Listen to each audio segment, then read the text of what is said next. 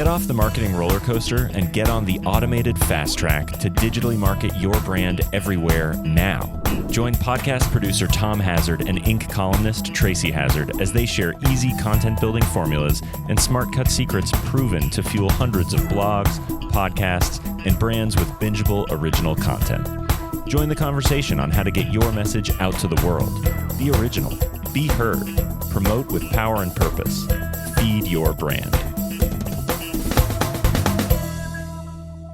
Hey everyone, welcome to Feed Your Brand. I'm Tom Hazzard, your host, and today I want to talk about making the most of your podcast interviews. And sometimes in order to really get the most out of them, to really understand some best practices, some recommendations, some tips, and, sort of do's and don'ts, or at least things to consider. There's no absolutes here. It can be helpful to understand about, an experience others have had, or to have an experience yourself being a guest on someone else's show, or maybe to have a guest you've had on your show give you some feedback and talk to you about their experience.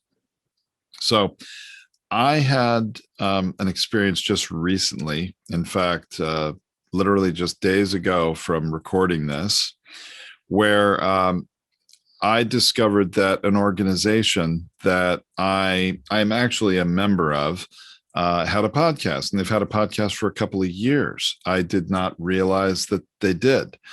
And so I'm going to explain a little bit about this organization. So when I was a young boy, 10, 11 years old, I went to summer camp for 8 weeks, like every summer. You hear about camps where people go away for a week or two, or you have a local day camp. No, this is like a camp you go to all summer. And it was in New Hampshire on a lake called Newfound Lake. And my family has quite a history at this camp. My grandfather attended it, his brother attended it, and then 3 of my uncles attended it. I attended, and then a cousin of mine who's a little younger than me also attended it. So this camp has existed in New Hampshire since 1903. And it's actually called Mowgli School of the Open. And that Mowgli, you probably heard of that name because of the Jungle Book. And it is a camp that's themed after the Jungle Book, but not the movies. The movies came later. The person who founded the camp was fond of the book by Rudyard Kipling, The Jungle Book, and reached out to the author back in England in 1903, or actually prior to 1903, reached out and said, would he mind if she themed this summer camp for boys after, the characters in the Jungle Book? And he said, no, by all means, go ahead. So anyway, long before the movies ever existed, this camp for boys existed. And so I went to it in the early and mid 80s as a preteen and then young teenager. And it was a very special place. It's a great experience. And a lot of who I have become today as a man were, a lot of those values and certain life skills were formed in those years at that camp. So I have been out of touch with the camp for a long time. Biggest reason, I don't have any boys. I am a parent of 3 girls. So, I haven't had any boys to go, from the next generation after me. So anyway, I've sort of been out of touch with them. And recently, one of my fellow campers when I was there reached out to me and on Facebook, and we reconnected, and he told me, oh, they have this podcast, and you should get reconnected with this other person whose name is Wayne, because he's the host of the podcast, and you're in the podcast business, you guys would probably have a lot to talk about. So about a week ago, a little more, I reached out and reconnected, and he said, oh, Tom, I'd love to have you on the podcast. Would you be willing to do an interview? And I said, well, of course, sure I would. So we set up that on this past Sunday, I was going to be a guest on the show. So I went and did some homework on the show. It's been around for about 2 years. And I want to explain a little bit about this podcast. When you think about it, this summer camp today in modern times, and actually they didn't even have camp in 2020 because of the coronavirus. First time since World War II that the camp skipped a season, and it skipped 2 seasons during the World War II years. So this camp has a capacity of campers of about 100 boys every summer. 100 boys go and spend the entire summer there. So you can think over the 120-ish years of history of the camp, maximum of 100 boys attending a season. And of course, each year, a lot of those boys return. There's maybe 30-ish new campers every year. There's not a whole lot of people who've attended this camp, as compared to the population of the United States. So my point in sharing that with you is this podcast has really a pretty limited audience of, they're trying to speak to alumni of the camp, current campers, and maybe some, prospective campers or their families to learn more about the camp. And mostly the host of the show interviews, alumni and sharing stories of the years when they were at the camp and their experiences and what it taught them. And you can imagine this is not a show that's going to set the world on fire in terms of listenership. It's not going to have a broad appeal. It's a very limited audience, for sure. So it's serving its private, I would say very private, very limited community. So I just want to acknowledge that, because some of the things that I'm going to talk about maybe would be more applicable to a podcast that's trying to have a much more broad appeal. But still, this experience I had recently sort of brought a few things into my consciousness and reminded me that, hey, we as podcast hosts should be paying attention to certain things. And so let me explain. So the guy's name is Wayne. He set up a Zoom call, and I connected with him on Sunday, and it was, a casual day. And I didn't know how long we were going to spend on the phone. I've looked at some past episodes, and they've ranged from 40 minutes to an hour, and even some that were part 1 and part 2 that are over an hour each part. So I didn't really know what to expect. And he didn't really prepare me for anything. I just got a calendar invite with a Zoom link, and I showed up. So I really kind of expected when we connected to have some chit chat and talk a little bit, set some expectations before starting to record. But I quickly found that's not how this was going to go. I connected with him, and it was recording, and it's like, boom, you're on. No prep, no nothing, no chit chat. I didn't realize it at first. For about a half a minute to a minute, I'm like, oh my gosh, he's already recording the episode. I thought, he would talk to me a little bit and then start recording. Now, this gentleman, Wayne, who's the host, is older. He's like my father's age. He's in his 70s. And he's, while I think he certainly didn't seem to be technophobic in that he's, averse to using modern tech and recording on Zoom, which is what he was doing. He clearly didn't know, it seemed to me by the end of the interview, he didn't know some things about Zoom.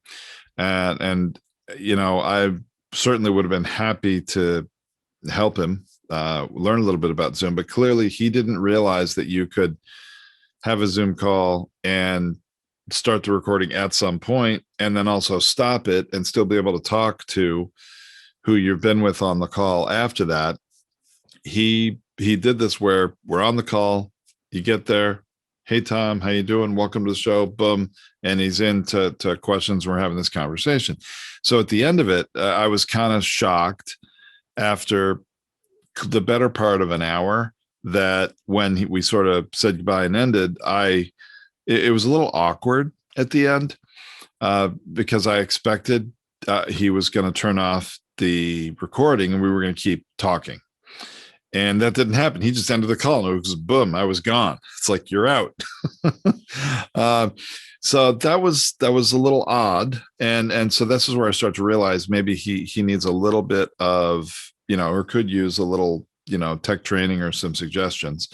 But even, beyond that, I realized, wow, there were a lot of missed opportunities. And for a guy that's been doing a podcast for a couple of years, it's got, definitely more than 50, 60 episodes. I was really kind of surprised at how rough this experience was. And I'm going to have another call with him. I've already arranged that because, I sort of wrote him afterwards, said, I'm sorry that was sort of a little awkward ending. I sort of thought you'd stop recording and we'd keep talking. And I've offered to talk with him another time, which he's accepted. And we're going to have that conversation. But, still, even though we're going to do that and I want to provide him value, because honestly, I care about the organization. I mean, it's a nonprofit camp. It's not for profit. And he's doing this just, he's not getting paid to do it. He's not, he doesn't have a lot of expenses with it, but he's just trying to support the community of alumni and keep everybody connected. So there's lots of good reasons to be involved in this, no matter how rough it is for me. But it's still, it really illuminated some things for me that I realized obviously I've done hundreds and hundreds of podcast interviews myself. Tracy's done well over 1,500 or 2,000. She's done a lot more than me. And there are some things that just we're so used to doing, come so naturally. And maybe today we sort of take for granted or there are things that we do that are really important, but we don't really think about them all the time. And we don't realize how many things we've learned and done over the years to make the podcasting experience a really valuable one, not just for me, the host, but for you, the guest, or vice versa. So I thought I would share some from these observations. I want to share, some recommendations and some tips. Some of this may seem obvious to some of you, but I think those of you that are relatively new, I think that it's important to make sure you're considering these things. So first of all, and hopefully any people working with us at Podetize know this. Now, this podcast is available to everybody out there as a podcast. And so you may be new to podcasting. So I just want to say, make sure you understand your technology that you're using to record and how it works. And you don't need to do everything in one take, and you don't have to, as soon as the call starts, start recording. And then once you stop recording, it doesn't mean the call has to end. I would always recommend, when you connect with your guest, even if you don't want to forget to push that record button, because believe me, that happens to everybody at least once in their podcasting experience. So maybe you use your recording tool like a Zoom you set it to record automatically. That's great. Do that. But that doesn't mean you have to use the first 5, 10 minutes, whatever it is, of that recording when you're just, connecting with your guest, being polite, making sure they're comfortable and they're ready to go. Also, testing their audio and their equipment and making sure they sound good. There was none of that occurred in this recording on Sunday as well. Now, fortunately, I'm a podcaster. I have, my good quality microphone here. And, he probably suspected my audio would sound good, but that's not always the case with a guest. So taking a little time in the very beginning, assessing the situation, making sure your guest is their audio is the best it can be. I'm not saying it has to be perfect, or if it's not what you want it to be, you shouldn't still record the episode. Those are judgment calls that you as a podcast host will make. Most of the time, I would say the content is more important than the quality of the recording. Unless the quality of the recording is just so annoying, people are not going to sit through it. Now, that's pretty rare. That's happened to me just a few times in all the interviews I've had, where I was not going to air an episode because of that. So, but still, you want to assess that situation. You want to make sure, that they're going to sound good. And then you want to make sure they have a expectation, they have proper expectations for what this experience is going to be. Now, in this case, I learned very abruptly that this was going to be a one take, it's all in there raw, it is what it is type of podcast. And I went with it. Right. But a lot of people would be sort of caught off guard like that. And I would always recommend speaking with your guests, setting those expectations. Hey, you know what? I'm just going to record this all in one take. I'm going to introduce you right up front, and then we'll jump into our questions, and then we'll end it when the conversation feels like it's over, and that's that. At least give them, if that's what it's going to be, some kind of expectation. When I interview somebody, I do it in a few different parts. I have my questions ready, and I'm going to do the interview, and then I'm going to say goodbye to the guest, and after that I'm going to record a little intro now that I have experience with that guest and I know what took place in the interview. And then I'll record my final thoughts, 3 different sections, and they get put in the right order by our editors and put out as a great show. But I let my guests know that's going to happen. So just so you know, we're going to start this interview, and I'm just going to jump in and ask you my first question, and I'm not going to introduce you to the audience. I just want you to know that's not what the entire show is going to be. You'll be introduced, but that's a separate recording, and the audience will have heard it before they get to this interview. So I don't want you to feel like, you need to explain who you are, or that the audience isn't going to know. This is going to feel abrupt, but the entire show won't be that way. So I let them know what's going to happen. I also let them know, hey, if you at any point say something that you wish you had said it better, you'd like to, stop, go back a little bit, start again, and improve that, you can do that, and we can edit that other part out. That's how I do my show. Clearly, this other show was hey, we're just having a conversation, good, bad, or indifferent. It's going to be there. We're going to do it, because I really don't think he edits very much, and that's the way it was. I would have liked to have known that before we started. I didn't really know, didn't have that expectation, but whatever the experience is going to be, I highly recommend you share that with the guest right up front. The other thing that I thought was a missed opportunity here was, while I knew this person, I mean, literally 35 or 38 years ago, I met this man and I knew him. He was in his 30s probably, and I was, a preteen or teen.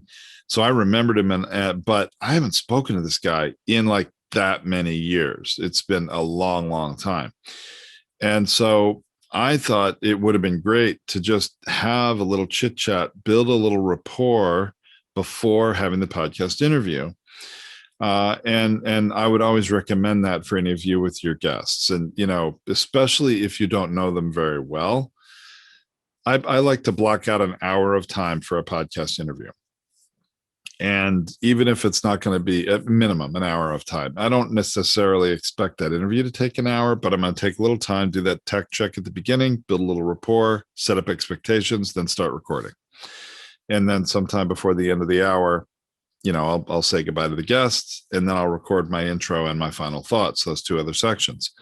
But I think it's really important to establish rapport with the guest, especially for those of you that are podcasting, to try to lead generate from your guests. Now, I know not all shows do this, but there are quite a number of podcast shows that the host is inviting guests on their show that are their ideal client. We call it the, guest VIP strategy. Where you're treating them like a VIP, you're giving them a lot of exposure, you're maybe stroking their ego a bit, helping tell their story, but you're building rapport with them because you'd like to contact them at some point after the episode airs and say, I've really been thinking more about you and your business, and I see some opportunities for you, and I wonder if you'd like to discuss that. They're probably going to feel like just the law of reciprocity that, you were kind to them, interviewed them, gave them exposure on your show, that they're at least going to take that call or have that meeting. So building that rapport with them and making it a really comfortable experience is, I think, really important. And whether you're targeting your guests to be your clients or not, I certainly think it shows them a little respect, that you care. So that's something that I would really do. And then, obviously when you end an interview, and this didn't happen, I told you this ended very abruptly. I sort of was waiting for him to stop, the recording and we were going to talk, set expectations. Maybe he's going to tell me, well, on the schedule, this one's going to air, we think, at the end of March, right? I had nothing. So it was like, boom, I was gone. I was like, whoa, really? I mean, it was really kind of off-putting. And I felt kind of bad because I honestly felt like I didn't say a proper goodbye on the air to him. And that was kind of awkward for me. You know, we have our sort of game face on when we're interviewing and we're thanking somebody, hey, great to be on the show, you know, all that. But it's not the kind of proper sort of farewell that I would have liked to have had with that individual. So it was highly awkward. And I walk away from it with this sort of, I mean, don't get me wrong, it's not the end of the world here, right? But I had this sort of ill feeling and it was disconcerting. I didn't feel right about the whole thing to the point where a little while afterward, I typed him an email saying, hey, I'm sorry about how that ended, kind of awkwardly. I was apologizing to him, even though it was his show and he set the whole thing up. I felt awkward. So I think that's another important lesson learned, that we want our guests to walk away from our interview experience, recording it, with a really good feeling. We want them to be, wow, that was fun, or that was, you know, really valuable, or it was entertaining, it was funny, whatever it is. We want that guest to walk away feeling like that was worth my time. And wow, if he asks me or she asks me back again, oh, I'm definitely going to do it. You know, I have more story to tell, whatever it might be. So that experience was just super odd. And you could tell, I mean, it bothers you so much. I'm recording a whole podcast about it. Right. So I'm hoping, you know, those of you listening to this that are working with us, I hope we're preparing you better than that for this. And I think we are, but also for those of you that are just listening to the podcast and you're not working with us, you want to be intentional about your process. And I would even recommend sending, you know, correspondence, an email, something to your guest ahead of time. This is definitely a best practice, sending an email ahead of time with, you know, setting some expectations, letting them know how you conduct your podcast interviews. And I actually have some boilerplate email copy that I send to my guests that prepares them for best practices, you know, to be in the best environment they can for audio recording. If they have a microphone, please use it, even if it ends up being, you know, an earbuds with a little microphone on it. That can a lot of times be better than just the microphone on your computer. You know, it's also, I'm going to share another detail here. Just today, I had someone referred to me by an existing customer. And whenever that happens, of course, I reach out to them and I, you know, offer to have a call, a meeting with them to learn more about their podcasting goals. But when it's an existing podcaster, I go listen to their show. And I listened to a couple episodes because I wanted to hear, when I heard on one episode, I heard the audio quality of the host was not very good. Clearly, she was using just the built-in microphone for her laptop, nothing better, not a really nice quality microphone, you know, like we always are recommending to use. And I thought, well, maybe that's a fluke. Maybe she was on the road. It was not ideal situation, but she had a captive audience. She had this person she wanted to interview, and she should interview right then. But that wasn't the case, I found, because I listened to 3 different episodes and they all had the same audio quality. And I'm like, wow, this person's interviewing very high level guests, like even Hollywood actors and television personalities. I'm not going to out who this person is because actually there's still a prospect and hopefully we can support them. But when you have high profile guests, you want your audio quality to be the best it can be. And certainly to not be having people question, how valuable is this podcast? Do I really want to be on this show? Because I think that's what can happen when people hear, you know, that you're sort of in this echo chamber and there's a lot of noise in the recording. It either means you're not bothering to do any editing or production, or you're not paying attention to recording good quality. It also probably says you probably don't listen to your own episodes, because I kind of have a hard time believing if a podcast host listened to their own episodes and heard an audio quality like that they would be willing to accept it over a period of 50 episodes, 1 or 2 or 3 in the very beginning. I would always say record your content and get it out there, even if you don't have the best equipment, and then upgrade it as you can and improve it. Sure, that kind of thing happens all the time. But after so many episodes, to have that kind of quality audio really surprised me. So just another observation, unrelated to my podcast guest experience, but experience listening to someone else's show today. So anyway, back to the guest experience, preparing your guest, I think very important, set expectations. And then at the end of that experience, you want to really stick the landing, so to speak, if to use a gymnastics term. You want to stick the landing. You don't want to stumble. You don't want to crash and burn. You want to have that person walking away feeling really good. So stop the recording, set expectations, let them know what they can expect, when you think this is going to publish. Are you going to send them a notification when it publishes? Let them know so they can be aware and they can share it with their followers. I think it's important to sort of close the loop, stick the landing, and properly thank them. That's not on the air, because on the air, I mean, even though we're all trying to be authentic in our podcasts, we're not always gonna sort of put it all out there, right? And we're gonna maybe say some things personally off the record that we wouldn't really say when we have that game face on for our audience, right? So anyway, that's really what I wanted to show you today, this sort of awkward guest experience.